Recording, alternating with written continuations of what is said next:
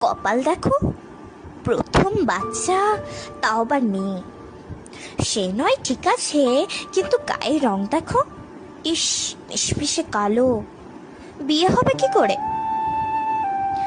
আজ পাড়াতে তো কাকিমার কথাটা মাঝপথে থামিয়ে দিয়ে কালো মেয়ের মা বলে উঠুক, বিয়ের কথা থাক না দিদি, আমার মেয়ে না চাকরি করুক। ঠিক আছে, আমার ছেলের অনেক দিনের একটা 4 চাকার শখ। মানে আপনারা, মানে বিয়ের সময় মানে মানে বুঝতেই তো পারছেন, আপনার মেয়ে তো একটু কালো, আমার ছেলে কিন্তু বেশ ফর্সা। পাত্রপক্ষের সামনে বসা কালো মেয়ের বাজনা হয় হেসে বলুক,